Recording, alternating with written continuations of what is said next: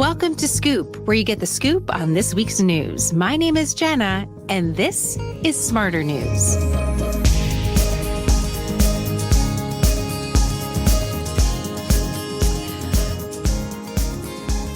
Welcome to SmartHER News, to the Inside Scoop as we kick off the first scoop for November.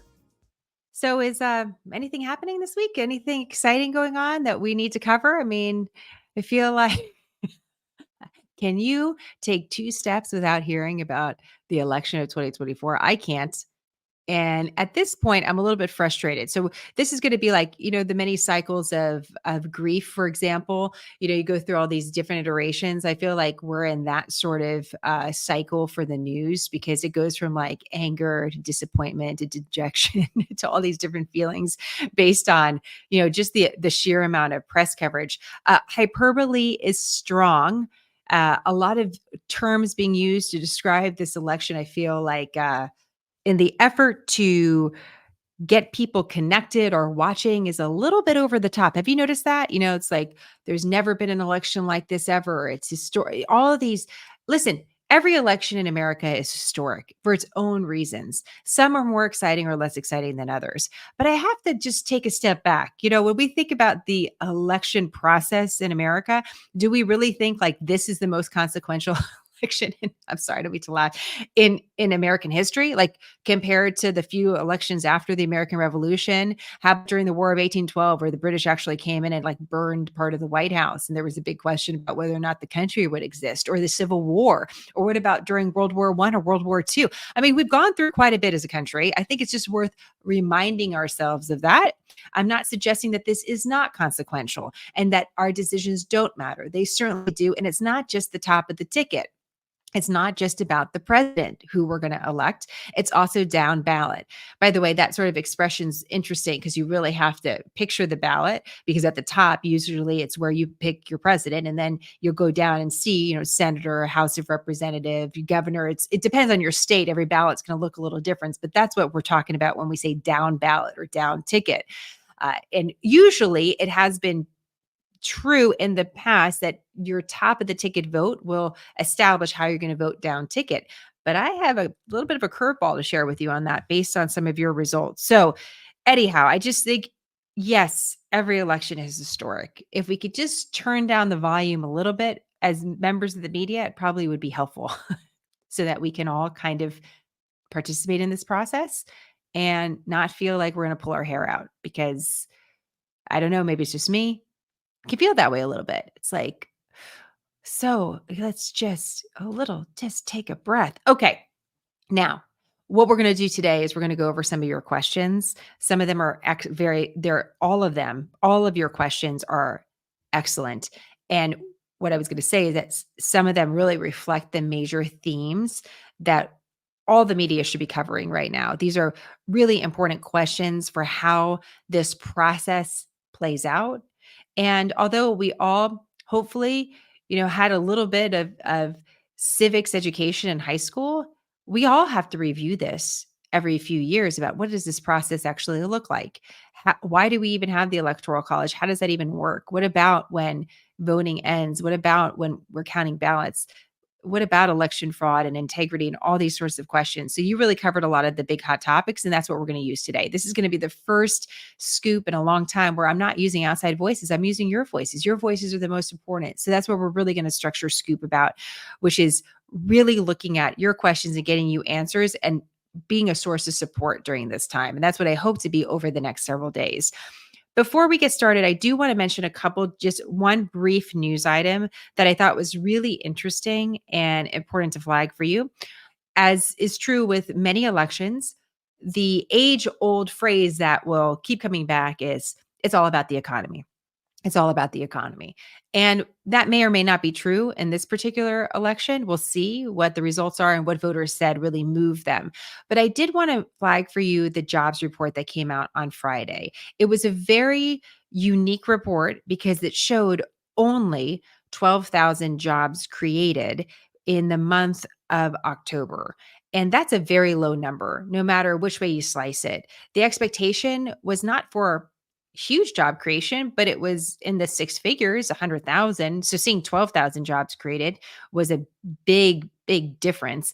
However, this is not your typical report because we had two hurricanes. We have a massive Boeing strike that's still ongoing. There seems to be some movement on that. So there's a lot of factors in this jobs report that give the media an excuse not to cover it, or at least say, okay, well, here's what this is, but this is not what it's going to be in the next several months, because it's very unusual that we see this sort of job creation.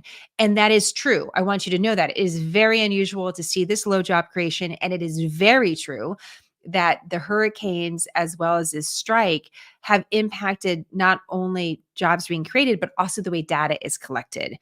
And so we could see then going into the next few months, pent up job demand, or the data starts evening out. And it may take 2 or 3 months to do that. So that's important to note.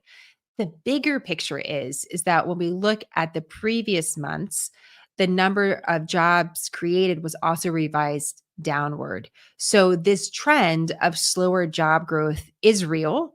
It's happening. It's also part of the Federal Reserve's plan. Now, the Federal Reserve is not directly about the labor market, but is determining borrowing rates and trying to bring down inflation. There was a desire to also kind of slow everything down, tap on the brakes a little bit, which included seeing lower job creation, because we don't want the economy overheating.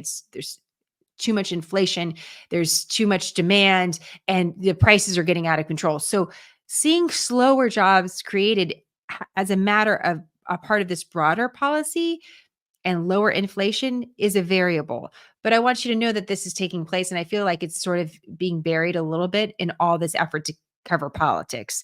And although that's the big story of the moment, and we're going to cover it too, I just wanted to flag that for you. I also wanted to share this. Oftentimes we talk about the election impacting the way people are behaving, how we're shopping, whether or not we're buying homes, how companies are making decisions. And this was such an interesting fact from CNBC. It's a look at how many times the word election came up in earnings calls. So earnings calls are these reports that are coming out really every 90 days by publicly traded companies. And what we're looking for here is the election just even mentioned as a factor for either company performance or looking forward into the future. And so here's what I want to read for you. The word election came up on 100 earning calls of S&P 500 listed firms between September 15th and October 31st, according to FactSet.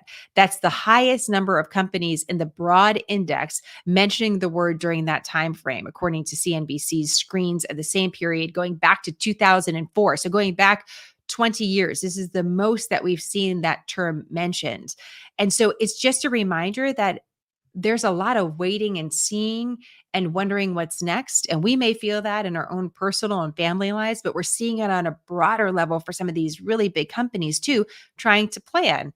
And right now, it can be difficult to plan if you're looking to see, well, who's going to lead the country? Not only who's going to be president, but what about Congress? What about the House of Representatives? Everybody's up for reelection there, and a third of the Senate. So if you're really trying to plan and you're thinking about what to do, is now the time that you're going to make some of those bigger decisions? Probably not. And this is true of most election cycles, but even just that little data point from CNBC, it's the elections being mentioned even more by these major companies. So I thought that was interesting and a little bit maybe perhaps validating for all of us that it's everybody's thinking about this and getting to the other side, getting to the other side. And that's the big question of like, well, when do you get to the other side? When are we actually going to get results? We're going to talk a little bit about that. So first of all, one of the things I did over the weekend is I did a unscientific survey of SmartHER News followers, of the SmartHER News community. I was very curious about how you're feeling about the election. Let me pull something up for you. I want to show this to you. One of the things that we do is we like to share Real Clear Politics, the polling average, because the polling average is going to give us an idea when we take all the different polls together and we mix them up. what do we get? What do we get out of that? And that's a way that Real Clear Politics was trying to take out some of the bias of some of these polls. Okay, an oversampling of Republicans, oversampling of Democrats, urban, rural, young, old, women, men. What is this? What is this going to look like? And so the Real Clear Politics average, you can see in this box, it's hard to see on your screen here. I've actually never seen it this way before. The Real Clear Politics national average of polling has a dead tie as of this moment, 12:20 Central Time, the day before the election. 48.5 for Trump, 48.5 for Harris. I've never seen that before. Think about what it takes to make that happen. All the different polls that are involved for it to actually, you shake it up and what comes out is a tie. What happens if there's a tie? I actually asked Tom Bevan, he's the founder of Real Clear Politics, about this. Here's what he had to say. 2 weeks ago, I saw some different headlines that were suggesting that we could see an electoral tie. Yes. Is that possible? The elusive tie. Well, yeah, when we talk about it, because it would be crazy, right? It would be a huge story. I think it's a very, very low probability, but you can certainly play with a map and come up with scenarios where it's a 269 tie. And obviously, if you want to see heads explode around the country, it's imagine. I don't know if I want to see it, Tom. The House of Representatives, where the delegations from each state would vote to select the president of the United States. And right now, that would mean Donald Trump would win because Republicans have a majority in those states. It's a right, and so that's important. It's those that are sitting in Congress now that would determine that, not anybody new that would be coming in. Right. So you could, okay, that's good. Just to prepare, I don't want anything exploding. It's a low probability event, but again, I mean, you can't rule anything out at this point. I mean, I always tell people my theory of the case is that it's Murphy's Law plus Occam's razor plus the chaos theory. Whatever the craziest thing you can imagine, it's probably going to happen. And it might even be worse than that. I mean, just imagine the things that we've seen over the last few weeks with Biden dropping out, assassination attempts. I mean, it's been like 4 campaigns in one just in the last 3 months. 4 campaigns in one in the last 3 months. See, you guys, this is why we're so tired. We've had to go through all of it. Julie, I love what you said here. Julie says a tie feels on brand for this election.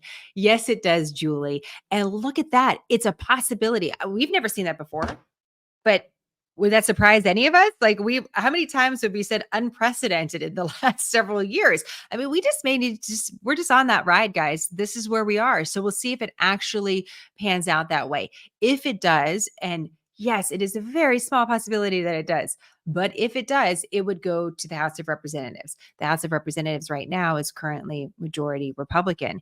And those people that could be making that decision, that would be making that decision, some of them would not be in the next Congress. They would have been potentially voted out already. And yet they're making the decision for the next leader of the free world. So these are the stakes. This is what's going on. And it's this idea, and maybe this is a way that we can all take a breath, that someone somewhere knows something that someone else doesn't, and it can predict what's going to happen in the future. That's not the case. We're going to have to really wait and see what voters actually do. And I got a great reminder of that this weekend. So this weekend, I surveyed our SmartHER News community, and I asked, who are you voting for? It is very seldom in the course of my career that I've asked someone such a personal question so directly. But I was genuinely curious. And with all of this different polling data and these voices yelling on the news, I genuinely wanted to know, how are you feeling? What does it look like to you? Who are you favoring? And this is very unscientific. It's an unscientific poll, but it's a great survey that's helped direct our reporting. So here are 3 surprising things I learned from you this weekend based on your answer to the question, who are you voting for and why?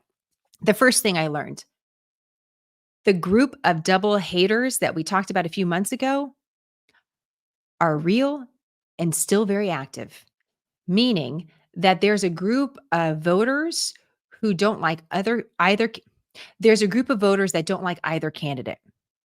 and they are not voting for either candidate. Some of them are not voting for any of them and are instead writing in a candidate or deciding not to vote at the top of the ticket and cast their ballot for other offices, but refusing because they don't feel compelled to vote for either candidate. There are some double haters that responded that said that they were still undecided. And this is just a day or two before the election. So the feeling of being disillusioned with both choices is real. In that same category of double haters, I want to flag this subset of voters that I saw for the very first time, surprising in the number of folks that wound up in this category. These are not double haters, but these are those that are switching from their party affiliation. There were a number of Democrats saying that for the very first time in their life, they were going to vote Republican. And similarly, there was a group of Republicans who said they've never voted Democrat that said for the very first time, they're going to cast their ballot for the Democrat at the top of the ticket. So this is important because in this media environment where we're trying to stereotype and cast people, the female voter, the Hispanic voter, the Republican voter, the suburban voter, that's not going to apply across the board this time. There were way too many people in their responses that were saying they felt not aligned with how they maybe would have described themselves. That was very fascinating and I think really important for this election. So that takes away the predictive ability that the press and pollsters want to have. These are surprising voters. They're unique, they're individual, and they're active. They're active. I didn't get a lot of double haters or undecideds who were like, I don't think I'm going to vote. Now, maybe they just didn't respond to the polls, but it seemed that there was still a desire to vote. But for those that felt conflicted, they weren't in a rush to vote for somebody. If they didn't feel compelled, they weren't going to vote for that person, and they would vote for what other candidates or different issues that they felt that they wanted to weigh in on. The second thing I learned from our voters on SmartHER News was many of the folks who were casting a ballot for former President Trump were doing so not because of him or not just because of him, but because of the team that he fielded. There were many references to the team that he has built around him, including Robert F. Kennedy Jr. and others. And there were voters who said, I am not a huge supporter of former President Trump, but I like the direction of this team and I want to give them an opportunity. So for some, the vote was definitely for former President Trump. They were all in, felt supportive of him, but there was definitely a wide swath of Trump voters who said, we like the team. We like the team. We're not just about the one candidate. The third thing I learned, those that were voting for Vice President Harris were voting just as much for her policies as they were a vote against former President Trump. So one of the voters who wrote in said, when I asked, why are you voting for Vice President Harris? The response was for her dignity, for her plans for the future, mostly because she's not former President Trump. That's a very interesting observation. So there is a momentum against former President Trump, and it's less of a vote for, although that's part of it, as much as a vote against the other candidate. And I'm curious if that's true for former President Trump as well. Is the vote for former President Trump as much of an angry vote against Vice President Harris, or is it about other things? It feels a little bit different. And I'm curious about how all these votes pan out. But the big takeaway, these labels that we're trying to use to describe different voters just don't apply anymore. There's all these different switcheroos that are taking place. That's a technical term. Switcheroos in this election. Former Republicans, well, actually, I wouldn't even say former Republicans, current Republicans voting Democrat, current Democrats voting Republican, have their different reasons as to why, and still a large group of double haters that still feel undecided. So we'll see if they make up their mind and cast their ballot.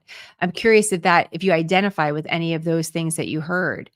Are you feeling that way? Do you feel that the way that the news is talking about you or your voting subset doesn't actually cover the nuance of that group and perhaps is giving a different picture of the US electoral process or of the broader audience than it really is? Here we are. We're all individuals and we don't have to vote in one way or the other. So this is very interesting to me. It makes me wonder, what we could actually see, if anything that we're anticipating is true. Tom Bevan again said, garbage in, garbage out.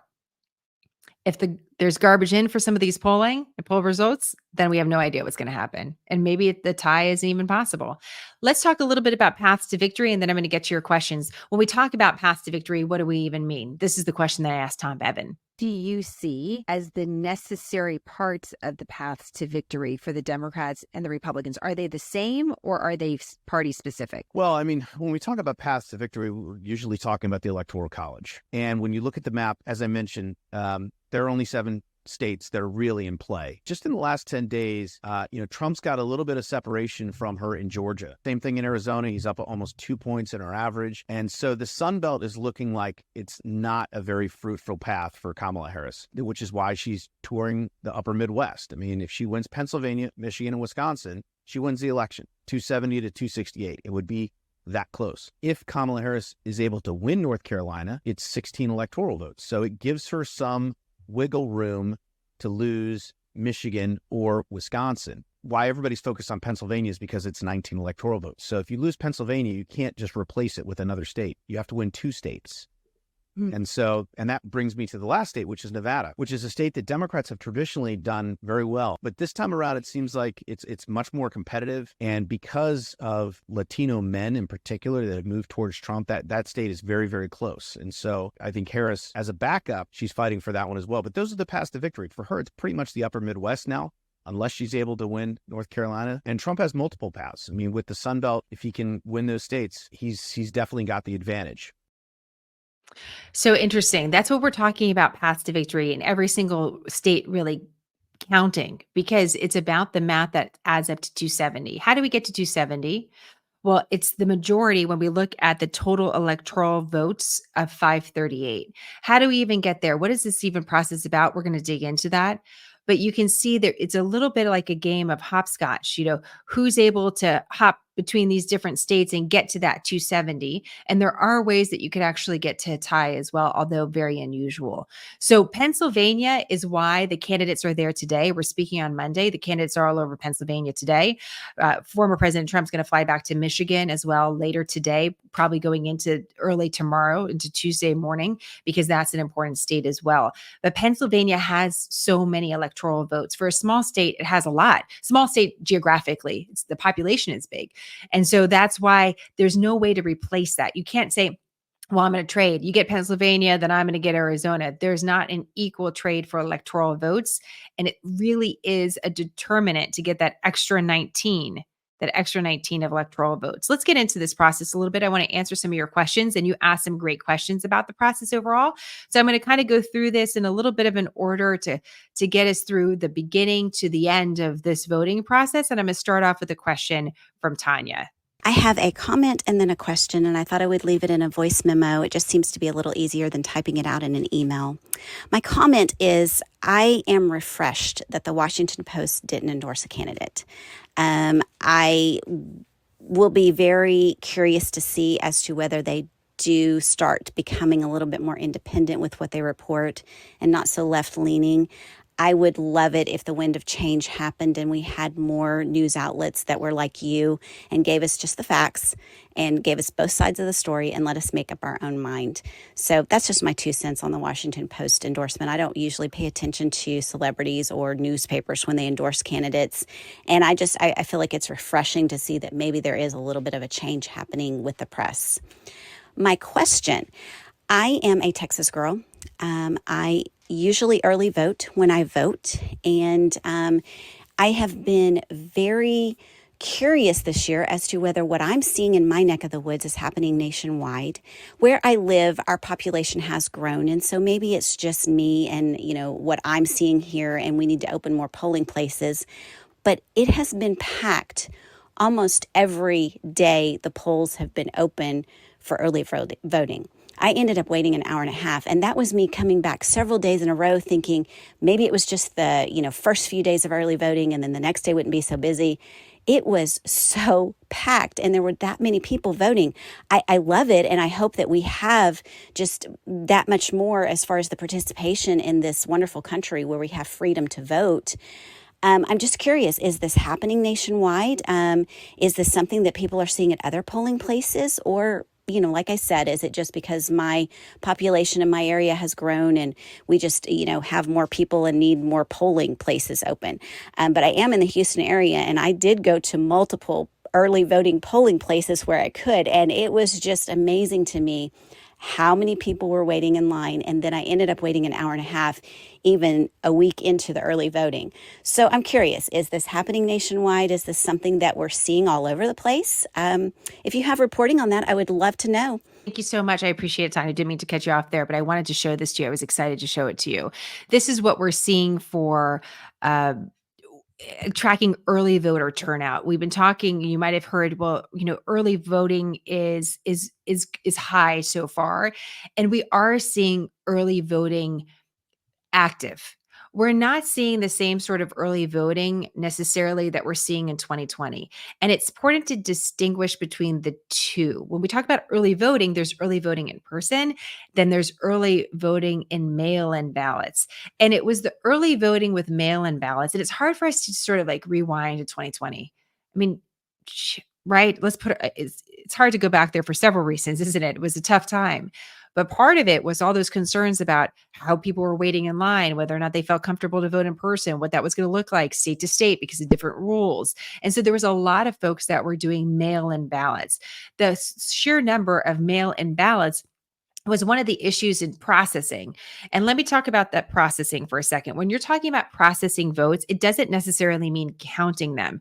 And depending on your state, you are able to process before election day or when election day starts or when the polls close. And that can mean things like opening up the envelope, putting it flat on a table, putting it into piles, not necessarily counting the votes, although that could happen. It's all of that extra labor that's attached to it. So what we're seeing, at least what I'm showing you here, ironically from the Washington Post, and I appreciated your thoughts about the endorsements as well. This is early vote so far. As of yesterday, so Sunday at 8:00, we're seeing the number of votes cast by mail and in person before Election Day behind the pace of what it was in 2020. That's not necessarily surprising, but it still shows that it's higher than 2022. So overall, we're seeing active early voting generally across the country. It's not quite as active as it was in 2020, but that actually makes sense. So one of the things that I think is important here to point out is there's a lot of comparisons when we're looking at different elections. And obviously it would make sense to, we have a candidate, former President Trump, that was in an election in 2016, then in 2020, and is now again in 2024. So it's natural to go, well, what did we do in 2020? What did we do in 2016? There seems to be some sort of a consensus that's happening amongst pollsters and analysts, political analysts, that there's hesitancy in comparing what we're seeing in 2024 to 2020 because it was so unique, because there were a lot of different variables at play, even for how people voted, and that the system itself wasn't ready for all the mail-in ballots that it received, and even the anticipation of that. And so all these new processes had to be put in place. There have been some new rules passed or laws passed in places like Michigan, where now you can start processing these votes earlier to avoid that big surge that we saw overnight, where you went to bed thinking that there was one front runner and then woke up the next day and saw that there was another. And that has to do with the processing time that it takes to look through some of these mail-in ballots or the early voting. And by the way, depending on your state, different votes can be prioritized. Are we going to start the voting process with the mail-in ballots early? And then what about the people that are voting in person? How are things put together? It all depends on your state. It all depends. And the experience of how active voters are, lines and all of that really are going to be state specific. But overall, that graph shows us that there's been a lot of active early voting. So I'm curious what it looks like on election day if we get even more of a surge of voters that shows that participation is high, which by the way, it would be great in America that we have a lot of people participating in the process. We want to see more people represented, not fewer. And so I hope that answers some of your questions. Okay, let's go ahead and go to Kate, who has a question about the process overall. Hi, Jenna. Kate here from just south of Nashville, Tennessee. My question regarding the election is about how the votes in each county add up to become the total electoral vote for the state. Meaning, I know Tennessee is typically a quote-unquote red state, but some of the counties with bigger cities tend to lean left. And how do they, I guess, tally up the votes from each county to then say, okay, these, I think we have 11 electoral votes go towards President Trump or Vice President Harris. Is it number of votes in the county, or is it, I just don't know how that whole process works. All right. Thanks for all you do. I love Scoop, especially this time of year. You are a lifesaver in the craziness that is the news. Thanks. Thank you, Kate. I appreciate that. I feel the same way about you guys. I don't know how I would exist in this media environment without you. So I really appreciate it. And Kate, you really brought me back to thinking about how the electoral process is actually done. And I think we could just use a little bit of an overview of that, if you guys don't mind indulging me. And some of you may be better at civics than I am. So please feel free to just jump on the live chat if you have additional questions or clarifications, because I want to make sure this is clear. In fact, what I'm going to do is pull this up so you can see it a little bit better. So let's just talk about the electoral process in general. Why do we even have it? It's said over and over again, well, we don't want just a popularity vote in America. Why do we not want that? Well, even at the beginning of the country, there was a feeling of a concern of tyranny of the majority. If someone gets in power, they can stay in power for a long time. And if the voting is weighed in certain directions, for example, around major population areas, perhaps that allows the majority to just stay in power. That looks more like a monarchy. That doesn't look like America. And so we're going to try to develop a system that is going to give weight where there needs to be weight. If there's more Americans in a certain area, they do get more of a say, but we don't want the smaller states just to be completely left out. So how do we do this? So the Electoral College came about looking at how do you give equal representation to all states? So every state has 2 senators. Every state has 2 electoral votes that go along with those senators. But then the rewarding of additional electoral votes has to do with the population in that state and how many representatives that state has to Congress. So places like California, Florida, Texas, these are really big states. They have more electoral votes. They also have more representatives in Congress. This is the way that the system is trying to kind of figure out, okay, well, there's more people there, so we want them represented, but we don't want them overly represented. So they tilt the entire system into one direction. This was the attempt to do that. So when we're talking about the electoral votes, there is a difference on a state level. So broadly speaking, it's not a popularity contest. Those that get the popular vote don't necessarily win president. It depends on who is winning the certain combination of states that we talked about to get to that 270. But within your state, it is a popularity contest in that the states will award their electoral votes to whoever wins in that state. There are only 2 states, Nebraska and Maine, that are going to split their electoral votes depending on results if that takes place. But in general, if the majority of voters in the state of Texas say they want former President Trump, that's anticipated, by the way, although Texas is looking more and more like could potentially be a swing state in the future, then former President Trump, if he wins that state, will get all those votes. Similarly, Vice President Harris is likely to win in California. She's going to get all those electoral votes. And so as the counties are reporting, they're starting to report their results as the day goes on election day. Sometimes they're reporting in the hours that follow. And quite frankly, there is some efficiency to the system in that in many places, we could actually get results for that county. It can be turned over to the state. And then there's a whole process for the state to certify those results. It's really important to point out on election night, when we're talking about the races being called, these are media calls. These are not official calls for the race. So the media is stepping forward and saying, based on the information that we have, the reports that are being done, the number of counties reporting, the decision desk for whatever news organization is saying, we know that there's only 1,000 extra votes out there potentially. So we can say with confidence that the results that we're seeing are suggesting that we're going to call the state for Vice President Harris, or we're going to call the state for former President Trump. Can media organizations be wrong? They can. The Associated Press has a good track record, but you have to be careful because you can call something too soon. And it'll take several weeks for the states themselves to certify their results and say, these are actually the results from the state.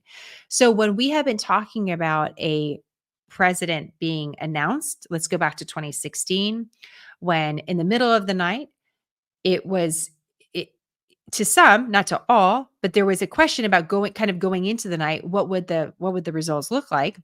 And at that time, former President Trump's path to victory was more difficult than the one he has now. And that has a lot to do with the state of Florida, by the way, because Florida is such a big state. And for Democrats in the past, there was a question, can they actually win Florida? In the last several elections, that hasn't been the case. So, but looking back on 2016, it was the middle of the night. Many people had gone to bed, some had not. I was up. And suddenly the race is called for former President Trump. That's a media call. That wasn't an official result, although former Secretary of State Hillary Clinton came out and conceded. So it's not official. It feels official, but it's not really official. And that's where it gets a little tough. So I hope that's helpful. Inside your state, it is a popularity contest. And that's how the electoral votes get awarded in a process that's supposed to be not a popularity contest. And that's where it can get a little bit confusing. So as different counties are reporting, whether it's, local results that we're starting to see, every media organization has their own decision desk, and they're looking into their own research and how they're looking at these results from these different states, and they're making a call. And that's how we're getting to it. So Kate, I hope that's helpful. It's definitely confusing. It's not a process that is natural, the Electoral College. And obviously it's not one that we use on a regular basis. We just use it every 4 years. So if you have more questions on that, happy to help as we move forward. All right, Katherine and Aubrey had some similar questions, but I want to play both of them because it gets to the heart of election integrity and fraud. So here's first Katherine. Hi, Jenna. This is Katherine from the Hudson Valley of New York State.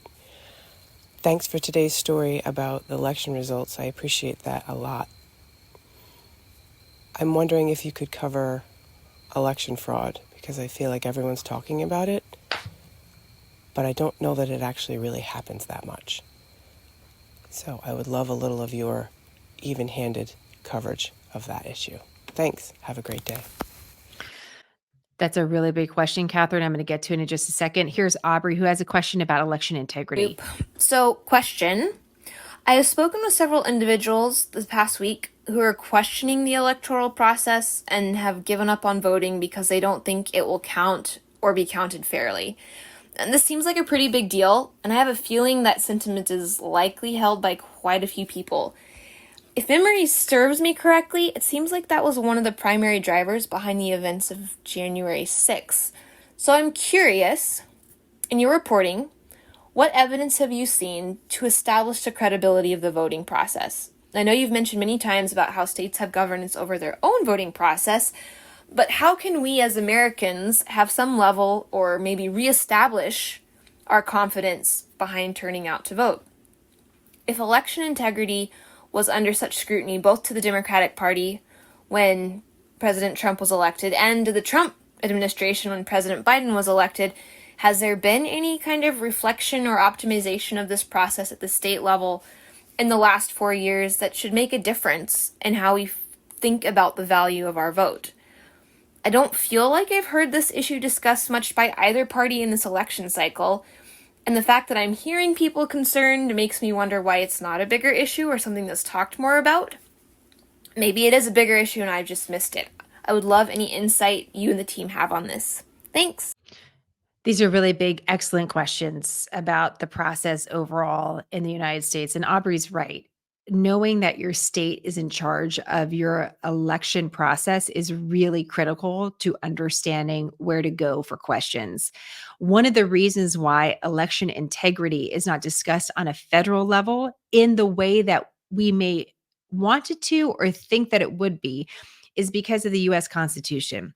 The US Constitution stipulates that states have the right to set up their own election process for federal elections. So there is an instant constitutional barrier against having, let's say, like a authoritative agency that's going to go and audit every single state. I mean, we do have the Federal Elections Commission that's looking into certain parts of the election process, specifically when it comes to funding, for example, and laws related to that. But there is that dividing line as the United States of America where we don't have that, because that opens up another opportunity for questions. If the federal government and a federal agency is somehow in charge here, then whoever is in office at the time could be perceived as being biased. And so this is part of the reasons why it's the state power to figure it out themselves. So let me take these questions a little bit kind of piece by piece.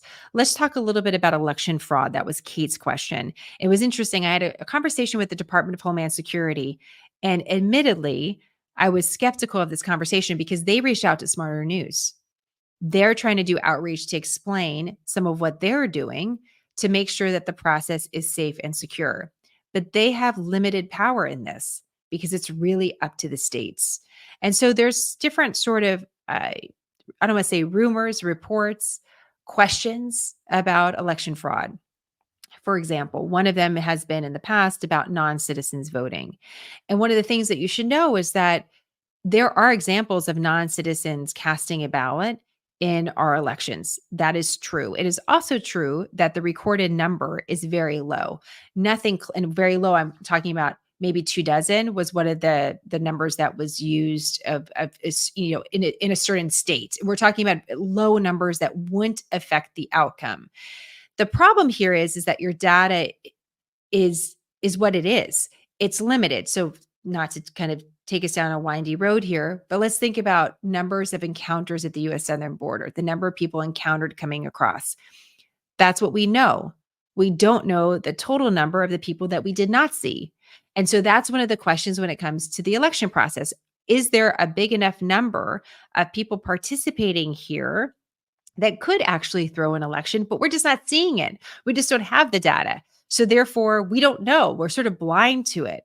There are guardrails set up in each and every state. They're just different depending on where you're voting. And in fact, I thought you would find this interesting. 36 states have laws requesting or requiring voters to show some form of documentation or identification at the polls. But another 14 states and the District of Columbia do not require any documentation to vote. So 14 states in DC do not require any documentation to vote at the polls. Poll workers are going to use other things like your signature identification, for example, but that is also true. So there are questions about whether or not election laws and guardrails have been updated enough to make sure that these elections are secure. What we can also report is, as far as election fraud, we don't have an example in any state right now that has made it through the courts to suggest that there was prosecuted election fraud that would have changed the result of an election. The question is there something that we're not seeing out there? And that's true of all data, unfortunately. That's true of the JAWS report data that I showed you. It's true of immigration data that we're talking about related to the border. We do have limitations to some of our data. From what we're seeing, from what I've covered, there hasn't been fraud at a level where it has impacted the results. Is there something that we're not seeing and not considering? There's always that. And so it's really up to the states to make sure that they're explaining the process and explaining their guardrails enough to get the confidence of the voters, which is really what Aubrey's talking about. Well, what about just general confidence? That's really for the election officials to do outreach and say, hey, here's what we're doing. Here's something I learned, for example, in the Department of Homeland Security call. I would like to explore this a little bit further. We're a little bit short on time. But it was that there's a database that the Department of Homeland Security has that allows different states to access and compare their voter rolls against anyone that the Department of Homeland Security has interacted with, to try to see, is that a way to determine that someone that perhaps is in the country, for example, pursuing an asylum claim, is actually showing up on a voter roll. How many states are taking advantage of that database to cross compare or have the resources to? That's a big question. And so even if resources exist, have we been able to put them into effect to make sure that even if there's questions about integrity, there's an answer of here's what we're doing about it. And Aubrey, I think that's where it goes back to the states themselves explaining, here's what we're doing. And that would be interesting for you to check on your particular state. Maybe are you a state where no one needs to show identification? And are we at a point in American society where more states consider that to be something that needs to be done? If we're carrying around a phone with us all the time, and most people are, does that mean that we should be required to carry ID with us when we're voting? What are the reasons not to do that? And so here's where, again, these questions about integrity are constantly brought up and refreshed, and states adjust. Let me give you an example that has been somewhat controversial in the state of Michigan. So state of Michigan, obviously a very important swing state. And the governor in power right now is a very prominent Democrat. One of the new laws that was passed in that state is that there was going to allow more of an early processing of votes. So one of the ways to kind of solve this gridlock issue of too many votes having to be processed day of, we're going to be able to process some of them early. Now, that could be viewed as a solution of, look, at the state's going to be proactive, but under a Democrat administration, that can be viewed as skeptical of, well, wait, is someone going to know the results sooner? If someone gets a sense of the results, can they start changing the results or encouraging other voters? I mean, there's questions that voters have that are legitimate. And one of the worst things that we can do in the media or in the government is to just sort of shrug them off and be like, yeah, listen, there's no record of election fraud, so past is precedent, and there's nothing to see here, folks. No, there's questions that voters have, and we should deal with those questions as they come up. And I think that's one of the ways that I would tackle that question about election integrity is, well, what are your specific questions? If you have a question about voter ID laws in your state, what are they? How do we go through them? How does your state ensure that you can't present a fake ID? Is that possible? Do they double check? What are the different ways that they're double and triple sourcing voting that's taking place? Many states, that's what they do. They get the results and then they have this whole process of checking them before they're officially turned over and certified by the state. I think a lot of us don't realize that that's happening because the media is making a call for the election so early. We're not even recognizing that all of this is happening in the background. And when you don't realize that that's happening in the background, that couldn't make you feel a little bit better. It gets all messy. It gets really messy. So I don't know if I can completely answer all of that, and reinstill, for example, the feeling of election integrity. I think it's just important to point out that there are guardrails set up in different states. Every state does it a little bit differently. And I think it's really important. It's one of the things I talked about with the Department of Homeland Security is to recognize where there's flaws, recognize that non-citizens have actually voted before, and then explain what are the different processes in place to make sure that doesn't happen. So people do feel confident about the process. So hopefully that's helpful. It's a big question. And I think it's a really tough one because if you can't trust the process, then as you point out, Aubrey, maybe you don't want to participate. And that's exactly what we don't want in a system of government like we have. So we'll see if how many of those questions come up as we get results. And that's what I would just want to kind of preface here, where we could be in a new place where there's all of these prognostications that we're not going to get results. We could get results election night. We could totally get results election night. Enough results from different states for these decision desks to call a president. It could absolutely happen. So I don't want you to think if there's an early call that is somehow not a valid result. And there can be recounts happening in different states. And in some states, you just have to ask for a recount. You don't have to say that there's fraud. You could just say, I want it recounted, and a recount will happen.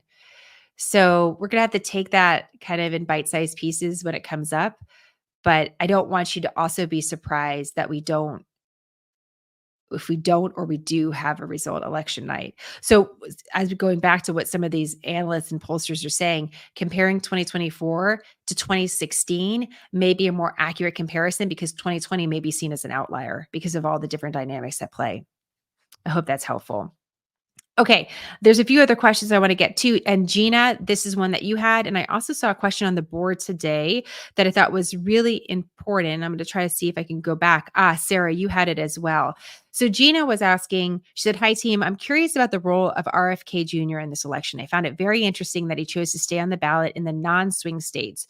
Do you think that will help send a message about possible third-party candidates in the future? Do you think it will have any bearing on this election? Thanks for your thoughts." And so Sarah also added, "I wish the media would give equal attention to all parties and not just the two major parties." Sarah, I agree, because we do have candidates from the Libertarian Party and the Green Party that are going to be on the ballot in a variety of different states. And specifically in 2016, there were Democrats that were really mad at Jill Stein for staying on the ballot because they felt that she took votes specifically away from Hillary Clinton and therefore changed the election. And in certain states, she actually got enough of, I'm just pulling up Jill Stein right now for those of you who may be less familiar with her. Uh, she got 1 to 2% of the vote. When we're talking about margins of a few thousand voters in states like Georgia and Michigan, anyone getting any other votes is a major issue. So she's let me go ahead and pull this up for you. Jill Stein continues to run, and we also have a share of different libertarians that are running as well. So she has her whole platform out here, and she's going to be she represents the Green Party. Let me go ahead and look up here, Libertarian candidate. Sorry for the typing, but I want to show you. The Libertarian Party is Chase Oliver, and we haven't talked about him at all. Let me see if I could pull him up. I think it's important you see him. So for those double haters that we talked about earlier, this could be a factor in the election. They could go in and say, you know what, I'm just going to vote for Jill Stein. You know what, I'm just going to go ahead and vote for Chase Oliver. I don't even know who he is, but I think I just want to do something different. And depending on how many votes these candidates can get, it could really impact the election. It's real.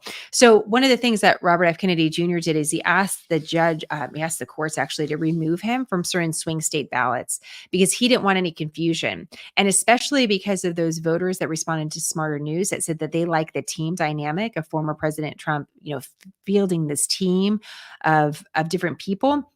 He's concerned, RFK Jr. was concerned that it could be confusing for voters and that he could get the vote over former President Trump. And someone could think that they're voting for that ticket when they're really not, and taking votes away from former President Trump. The Supreme Court ruled that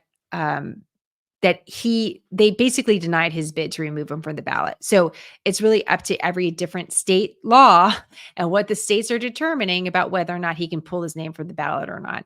I think that could also be a factor, and we won't know until we actually get the results. Did voters get a little confused, or did they really want to vote for him? If they wanted him in a certain role in the government, did they understand that they had to vote for former President Trump? And we're just not going to know. It is important to note in 2016, those third-party candidates were thought to affect the results because of how close some of the margins were in a state like Michigan. So I do think it's important to point out that they're on the ballot and they're a factor. And yeah, they don't get a lot of time and attention by the media. I'm just as guilty as it is anybody else. In the effort to try to keep everybody up to date on what's going on with the two major parties, we miss them. And maybe they would get even more votes if they had more coverage. I think it's a really important point.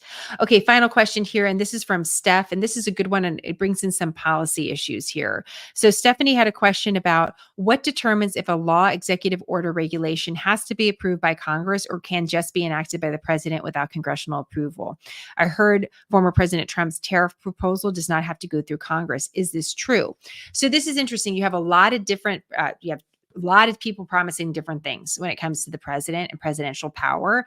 And we have to point out that although the president is the top of the ticket and gets the big spotlight, gets the big White House, gets all those different perks of a president, they really do have limited power. The one area where they don't have extraordinarily limited power, where they'd have to work through Congress for legislation, is actually through tariffs. And that is because Congress has over the years empowered the president, empowered the executive office to have more leeway for how they want to use tariffs.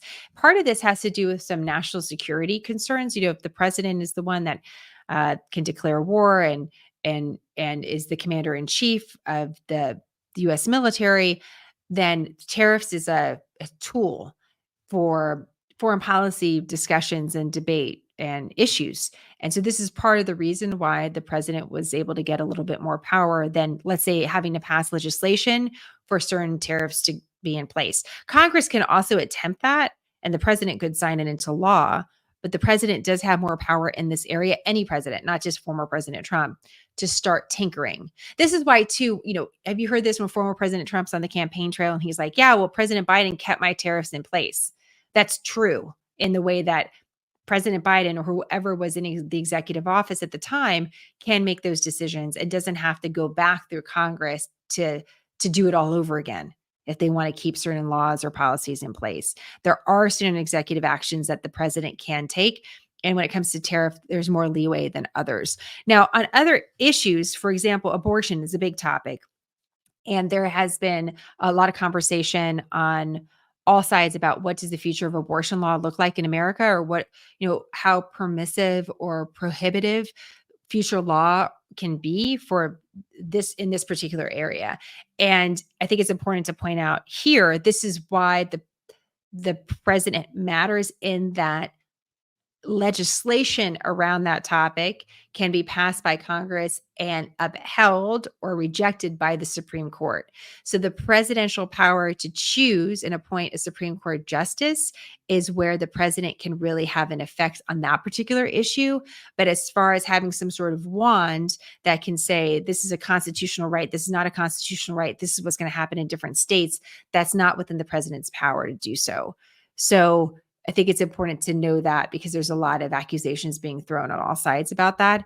And on that particular issue, part of the reason why this has been such a big story is because of legal challenges to existing law that wound up in the Supreme Court, not about new legislation that different presidents have tried to push through Congress, or Congress has tried to gain momentum. That's how we kind of wound up in this debate about abortion law in America. It's because of challenges to existing law that made them their way through the courts to the Supreme Court. And that's where you see the power of the president reflected by who they appoint to the Supreme Court. I hope that makes sense. How's everyone feeling? Did that answer any burning questions? I hope so. Let me see if there's anything else that we could pull up today as we're sort of thinking about the different paths to victory. We have a couple different maps I was kind of looking through. And I like our little faces that we tried to put. We try to put faces on the different swing states because it's easier visually. One of the stories I did a couple weeks ago is this whole idea of red being assigned to Republicans and blue being assigned to Democrats actually was switched a few decades ago. So blue was for Republicans and red was for Democrats. Sometimes we were using yellow. I mean, it's really, again, these are editorial choices that really matter. But sometimes looking at the map, it's tough to tell, whose state belongs to where and how does it all work and what is the different math that's being added up. So it's really a race to do math on election night. And that's what these different decision decks are doing. So that's what we're going to see. And even showing you some of these states right now, we'll have Vice President Harris potentially winning Nevada. Maybe there's thinking former President Trump may inroads there. Will Vice President Harris actually win in North Carolina? Former President Trump has won there before. So it's really tough. It's really, really tough to know. Amy has a question. Then how did President Biden erase student loan debt? Was that approved by a legislative branch? So, Amy, that's a very interesting policy decision, executive action taken by the White House, and it was instantly challenged legislatively. It was challenged in the courts, but it's also being challenged by members of Congress, saying that the president has overstepped, because when it comes to the matters of our money, our representatives are supposed to make those decisions, not the president unilaterally. And the erasing of debt, let me see if I could do these mental acrobatics, would be like erasing money that's owed to the American people. And therefore, there was a question about whether any executive could do that, because it's really money owed to the people not something that's owed to the White House or owed to the government. So that's why there was a challenge to that. He's tried to do a series of different things, and sometimes there was a challenge in the court that caused a reversal, that there were new plans that were put forward, and sometimes the legal challenges take time.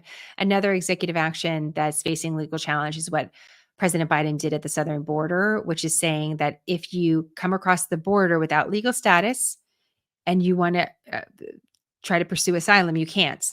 You're not going to be able to. You're going to be punished. Technically, U.S. law allows you to appeal for asylum when you have 2 feet on U.S. soil. That's the law. So for the president to say, if you come across illegally and you have 2 feet here, you can't do it, is a little bit of a gray area. And there are groups that would typically be more aligned with Democrat policies that were challenging that. So whether or not that stands is a big question. So yes, Lola, I look forward to a live chat tomorrow and do a couple live chats maybe throughout the day. I'll send out a couple notes to that to your inbox so that you won't miss it. If you have additional questions, I'd love to answer them. I know it's a little bit of a confusing process. Aubrey's asking, what's the status of the new SmartHER News hats? They should be delivered this week or early next week, Aubrey. So that's exciting. Thank you to all of you who shopped our gear. If you'd like to check it out, you just go to smarternews.com and we have some new stuff that's really exciting and I love it. Thanks for representing us. I'm just doing a quick perusal of all your different questions, seeing if there's anything new that's coming up. I think we did a lot of good work here today, guys. I feel like we are prepped and ready. I'm just making sure I didn't miss anything. I have notes all over the place.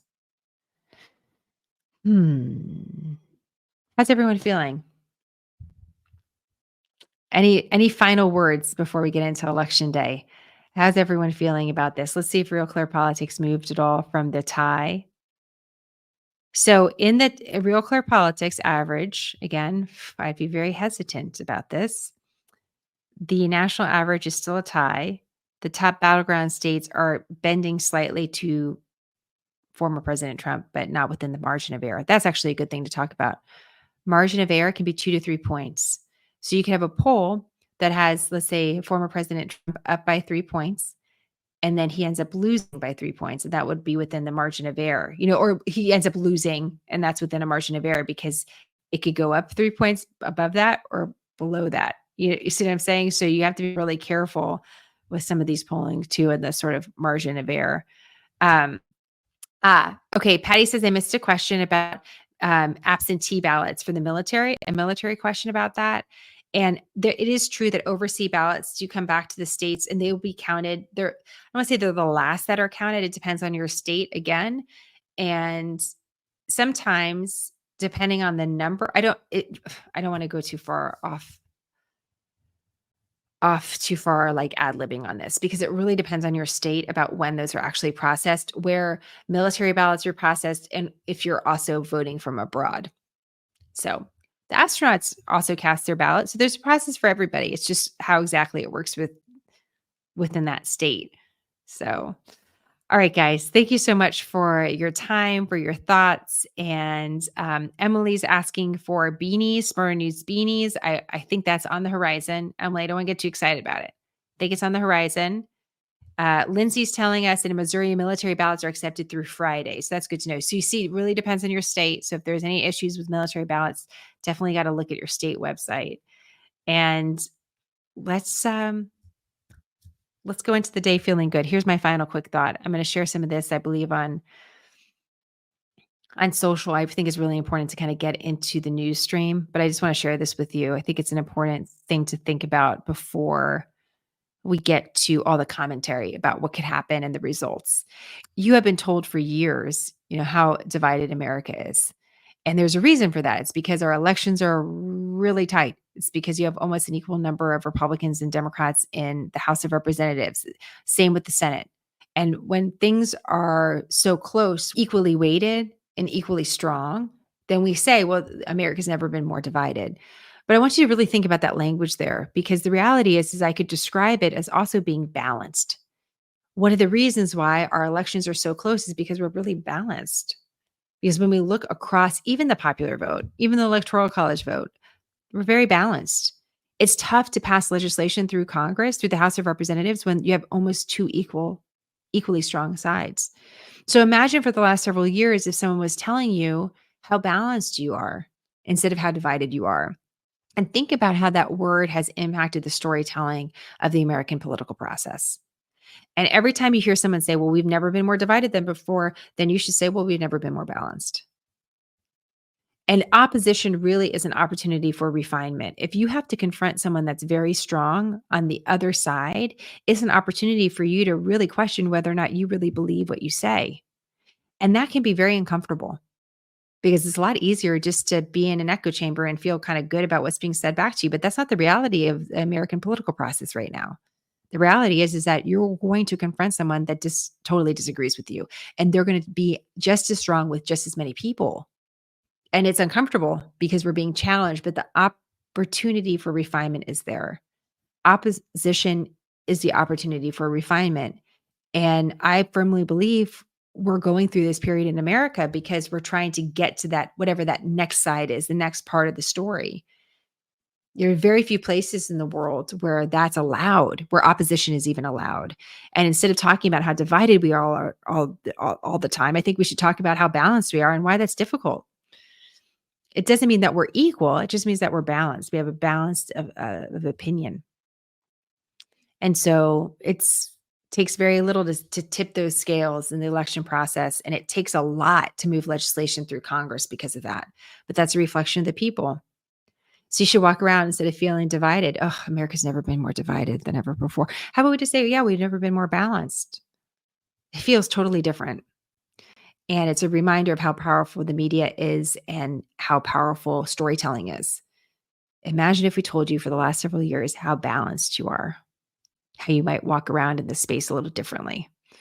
So watch for the words that are being used to describe both candidates. Really watch for it. Ward off against these sort of editorial commentary that's now just a part of our lexicon, like no one even thinks about it.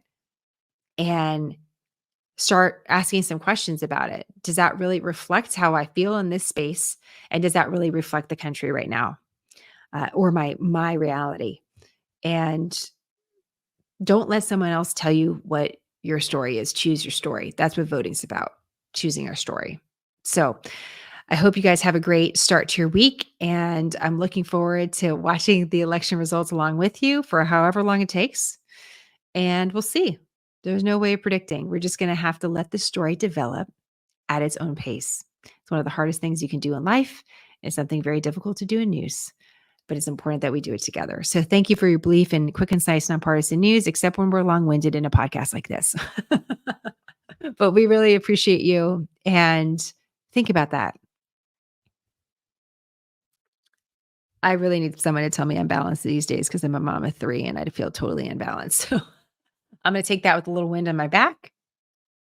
And I look forward to your questions, your thoughts, your comments as we go forward together. So thanks for being part of our developing story. We love being a part of yours. And we'll see you tomorrow on Election Day. Times to come, invites to come. And thank you for your support of SmartHER News. Have a great day, guys. I'll talk to you soon. Bye. Thank you for believing in quick, concise, nonpartisan SmartHER News. Every time you join us or share or save our content, you help us build a solution in news, and we are so grateful.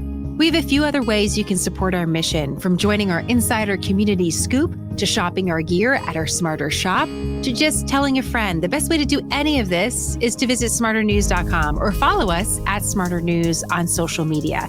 Don't worry, we put all of this in the captions so it's easy for you. Plus, we added our email just in case you want to drop us a note. We always love hearing from you. Thank you for helping us deliver news smarter.